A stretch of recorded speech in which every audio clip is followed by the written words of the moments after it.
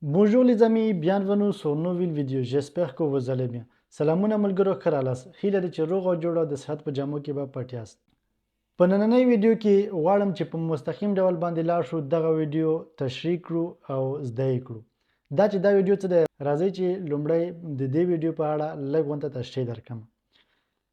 په دې ویډیو کې غواړو چې د فرانسوي ژبه کې اوسنی زمان، اوسنی یعنی ساده زمان څه رقم ته کاریږي او کوم دی،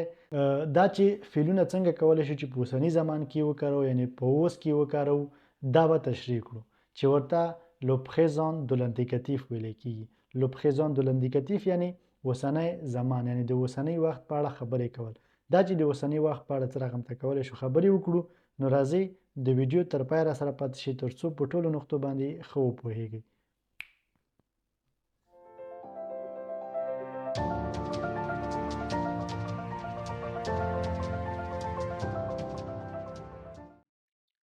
راځئ چې لو پریزون د لندیکتیف لږه لنډه تشریح ورباندې ورکړو. دا چې لو پریزون د لندیکتیف څه ته ویل کېږي؟ لومړی en fait une action que se déroule au moment où nous nous exprimons. یعنی څه؟ یعنی هغه څه چې موږ په روزمره ژوند کې همغه ټایم غواړو ترسره یې کړو، د هغې لپاره چې موږ غواړو خبرې وکړو، معلومات ورکړو. لکه د مثال په ډول او vas-tu ته چیرته ځې؟ je vais au marché زه بازار ته ځم، زه مخشۍ ته ځم، دا ډول باندې یعنی بازار ته ځم، میلې ته ځم. دوهم pour exprimer une، لکه د یو ساینسي یا د طبیعي حقیقت یا پدیده چې اوسیږي د هغې په اړه ته غواړې خبرې وکړې. لکه د مثال په ډول La terre tourne autour du soleil. La terre tourne autour du soleil. یعنی لمر چې دی د ځمکه له لمر نه ګرده تاویږي. یعنی دا موږ باید په اوسني حالت کې ووایو، ځکه چې دا په جریان کې دی، په یو څه چې جریان لري موږ کولی شو هغې لپاره هم لو پریزون د لندیکتیف وکاروو. او دریم pour exprimer un fait habituel. pour exprimer un fait habituel یعنی څه؟ یعنی چې د یو څه په اړه تشریح ورکول، یعنی غږېدل چې موږ په روزمره ژوند کې ترسره کوو، یعنی روزمره حالاتو کې په ژوند کې ترسره کوو، همدا اوس چې ترسره کوو. لکه il aime le sport هغه سپورت خوښوي. je mange زه ډوډۍ خورم. اوس راځئ چې دومې برخې ته لاړ شو.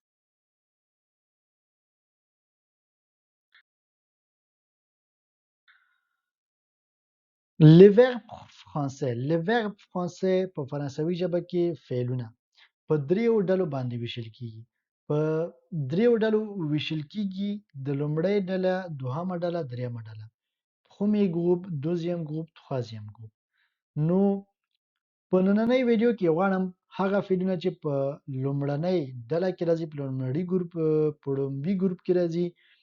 په لومړني ګروپ کې راځي، هغه زده کړو او تشریح کړو. Le verbe de premier groupe هغه فعلونه چې په لومړۍ ډله کې راځي هغوی ټول په er باندې پای ته رسیږي. هغه فعلونه چې په er باندې پای ته رسیږي تاسې کولی شئ چې 95 سلنه پورې وکولی شئ چې هغه په لومړۍ ډله کې راولئ او په لومړۍ ډلې په فورمول باندې په جملو کې وکاروئ. ښه، اوس څنګه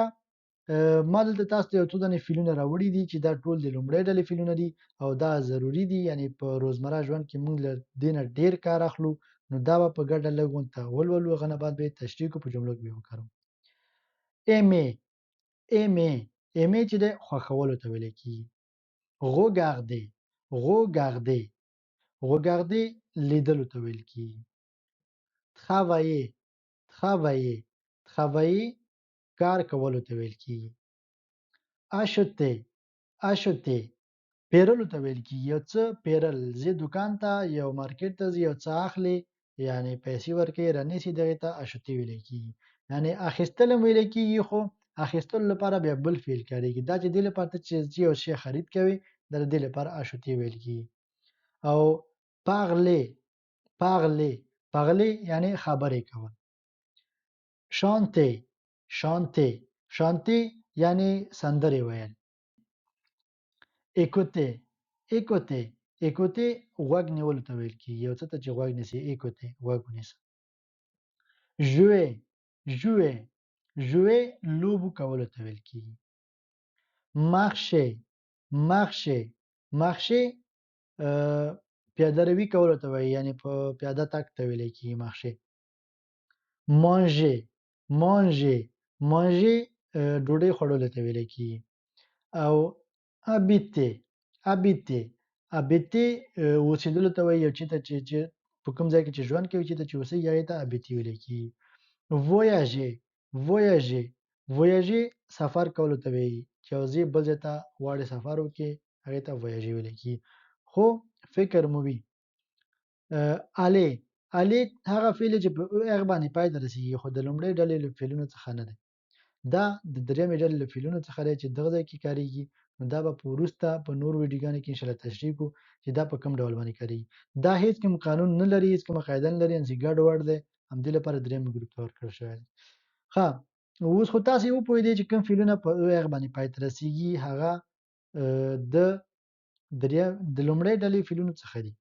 اوس راځئ چې همدغه فعلونه چې د لومړۍ ډلې فعلونو څخه دي څه رقم ته کولی شو په جملو کې وکاروو ډېر اسانه دی راځئ چې په بله برخه کې زده کړو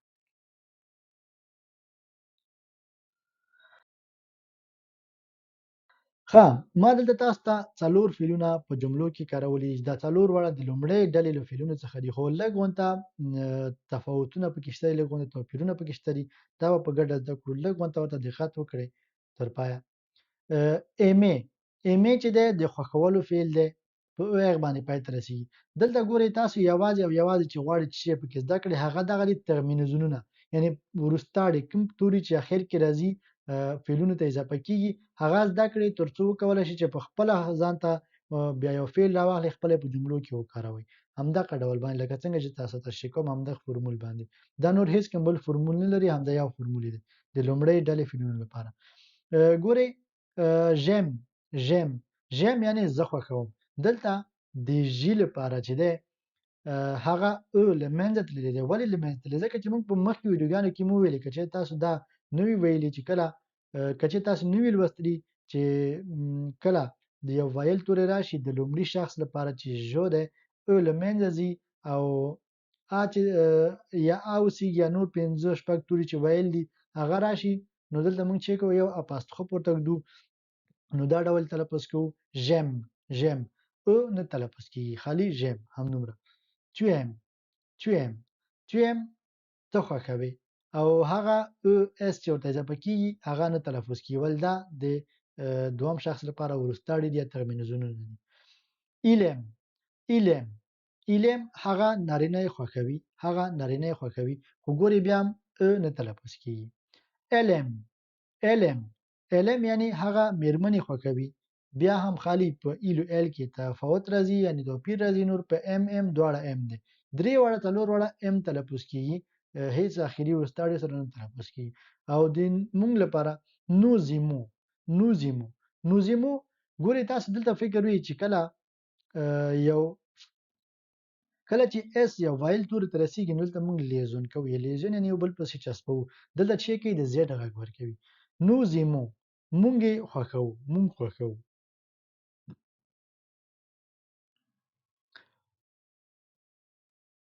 او vous aimez vous aimez vous aimez تاسو خوښوئ همدا ډول بیا هم ګوره اس چې دی ویل توري ته رسیږي مونږ چې کوو لیزون کوئ vous aimez تاسو خوښوئ ils aiment ils aiment ils aiment هغوی نارینه خوښوي elles aiment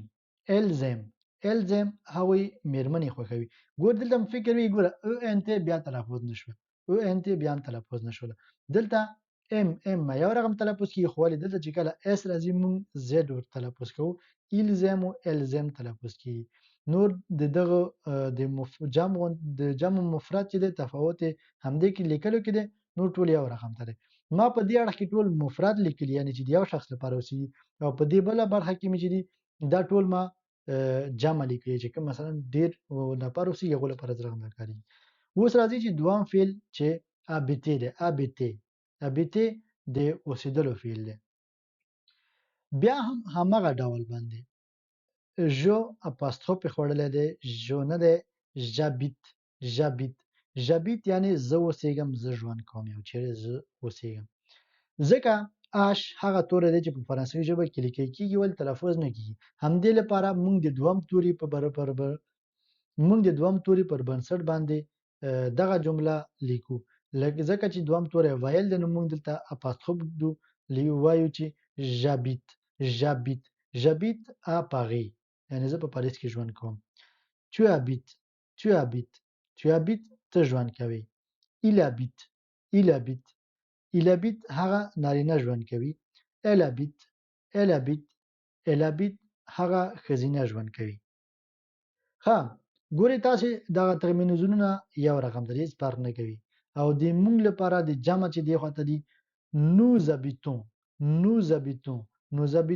مونږ ژوند کوو vous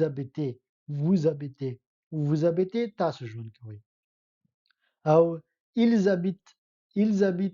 هغوی نارینه ژوند کوي elles habitent هغوی ښځینه ژوند کوي دلته یوازې توپیر په دې کې و چې ابیت یو رقم تلفظ کیږي چې د مفرد تلفظ کیدلو جمع تم تلفظ کیږي خو دلته بیا یو اس راځي چې بیا یو ویل توری دی دلته د اش نه وروسته نو موږ چې کوو دا زیات تلفظ کوو الزابت وایو ښه هیله ده چې تر دې ځایه مو دا زده شوي اوسي اوس راځي چې دریم فعل هم تشریح کړو دا د اشوتې فعل دی اشوتې د پیرلو فعل پیرل یعنی یو څه اخیستل دوکان ته تلل یو څه خرید کول اخیستل همدې لپاره دلته یو توپیر پکې شته دی هغه توپیر دا دی چې کله مو لیکو بیا ویل توری دی لیکو چې ژاشت یعنی زه پیرم یعنی زه یو څه اخلم دوکان نه نو دلته او چې دی او دې لپاره چې او تلفظ نشي ای تلفظ شي نو موږ چې کوو اړ چې په سر یو اکسان ورته کیدو ترڅو دا او تلفظ شي لکه دا ډول باندې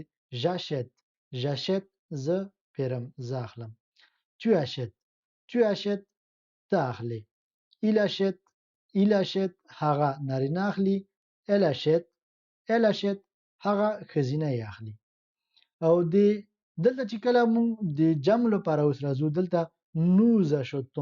nous achetons مونږ اخلو بیا او اکسان نه اخلي او په خپل حالت باندې پاتې کیږي ځکه چې مونږ دلته اړتیا لرو چې او تلفظ شي همدې لپاره سالمه پاتې کیږي او vous achetez یعنی تاسو یې اخلئ نو دلته هم vous achetez او تلفظ په خپل ځای باندې پاتې کیږي هیڅ توپیر پکې نه راځي خو د ils achètent لپاره او elles achètent چې دی هغه نارینه یې اخلي هغوی نارینه یې اخلي او elles achètent هغوی ښځینه یې اخلي بیا هم په او باندې یو اکسان راځي چې ترڅو او ای تلفظ شي ها اوس راځو څلورم فعل ته چې دا د سپلې دی سپلې یعنی د نومولو فعل دی یعنی یو څوک چې غواړي خپل ځان معرفي کړي او چاته وایي چې je m'appelle یعنی زما نوم دی زه نومول کېږم دا داسې فعل دی نو همدې لپاره دلته یو دانه مختاړی بل ورته اضافه کیږي چې هغه د ټولو لپاره بیل چې ما په سره قلم باندې لیکل تاسو چاسته کولی شئ دلته وګورئ نو لومړی je m'appelle زما نوم دی دلته یو توپیر بل هم شته دی دلته کې ګوره په فعل کې مونږ یوازې یو ال لرو چې دلته s'appeler او تلفظ کیږي s'appeler نو دې لپاره چې مونږ دلته دا ای تلفظ کوو نو مونږ چې کوو دوه ال لیکو دوه ال هم چې ولیکل بیا دا ډول تلفظ کیږي je m'appelle ګوره ای تلفظ کیږي je m'appelle زما نوم دی tu t'appelles ګوره دلته د je m'appelle لپاره ام راغلی و je m'appelle تا لپاره tu t'appelles راغلی و tu t'appelles ستا نوم دی یا ستا نوم il s'appelle بیا اس اخلي il s'appelle د هغه نوم elle s'appelle د هغې نوم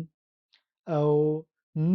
nous appelons nous appelons nous nous appelons ته چې کله راشو مونږ بیا هم هغه ال له منځه وړو یوازې یو ال پاتې کېږي ځکه چې مونږ دلته اړتیا لرو چې او تلفظ شي او ای تلفظ نشي او د وو لپاره ستاسو لپاره vous appelez vous appelez یعنی ستاسو نوم il s'appelle یعنی د هغوی نارینه‌و نومونه elle s'appelle د هغوی ښځینه‌و نومونه نو دلته هم هیڅ توپیر پکې نه او انت هغه علم چې دوه راځي کنه همدې لپاره il s'appelle elle s'appelle همدا ډول دوی د اخر کې نه تلفظ کیږي نو په دې ویډیو کې تر ټولو مهمه موضوع او مهم درس چې په همدغه ځای کې دی تر ټولو تاسو دغه زده کړئ نو ان شاء الله تاسو به د لومړی ډلې فعلونو ټول مشکل به همدغه حل شي هیڅ نور ځای ته اړتیا نه لرئ چې نور پلټنه ورپسې وکړئ ځکه چې کوم څه چې ضروری و هغه ما ټول راوړي و دلته تاسو مې تشریح درکړله او اوس راځي چې بل اخیری برخه یې لږ ونته وړکه ډیالوګ دی هغه په ګډه زده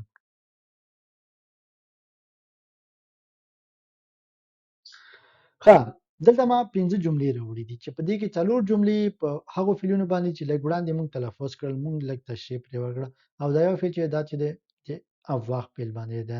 نه دی د درېیمې ډلې فعل دی ښه لومړی salut je m'appelle احمد salut je m'appelle احمد سلام زما نوم احمد دی او دوهم j'ai 20 ans زه 20 کاله عمر لرم زه 20 کلن یم J'habite à Paris en France. زه د فرانسې په پاریس کې ژوند کوم دا ډول مونږ ویلی شو په پښتو کې کوی کنه زه د فرانسې په پاریس کې ژوند کوم او j'aime le sport la nature زه سپورت خوښوم سپورت او طبیعت یا منظره او je parle پښتو دغی et français زه خبرې کوم پښتو دري او فرانسوي په درې ژبو باندې نو ان شاء الله چې دریمه ژبه به هم په ګډه زده کوو پښتو دري خو موږ تاسو خپلې ژبې دي او دریمه ژبه چې فرانسوي دی دا به هم په ګډه زده کوو خو په دې شرط باندې چې کچېرې تاسو غواړئ همدغه ډول د زمانونو په اړه دا ویډیوګانې زه نورې خپرې کړم نو تاسو ملتیا ته اړتیا لرم نو د دې لپاره چې نورې ویډیوګانې تر تاسو در ورسیږي زموږ کانال سره سبسکرایب کړئ او موږ د سره فالو کړئ ترڅو هغه زنګوله بټن هم په ځان کې ورسره وي چې هر ویډیو زه اپلوډ کوم همغه شیبه به تاسو هغه ویډیو درسیږي ان شاء الله چې زه به کوشش کوم چې ویډیوګان لږ زر اپلوډ کوم په اخر وخت کې رانه لګه ویډیوګان سستې شوي دي یعنی نه د مې زر اپلوډ کړي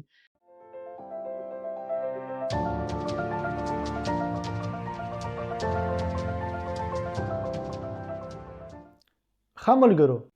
لکه څنګه چې تاسو په دې ویډیو کې لمونږ سره تر پایه پاتې شوي او په هغه ټولو موضوع باندې وپوهیدئ چې موږ څه رقم ته کولی شو چې په اوسني زمان کې څه ډول خبرې وکړو او فعلونه په کوم ډول باندې صرف کړو یا یې وکاروو او هغه فعلونه چې د لومړۍ ډلې فعلونه وو او هغه هم ټول تاسو ولیدل چې په کوم ډول باندې موږ کولی شو چې دا فعلونه په جملو کې وکاروو که چیرې تاسو غواړئ چې د تیرې زمانه او راتلونکي زمانه هم زده کړئ نو موږ د سره وڅارئ او فالو م کړئ ترڅو وکولی شئ چې هغه نورې ویډیوګانې راتلونکي ویډیوګانې هم تر تاسو در ورسیږي تر بلې ویډیو مو په لاس سپارم ښې چارې ښه وختونه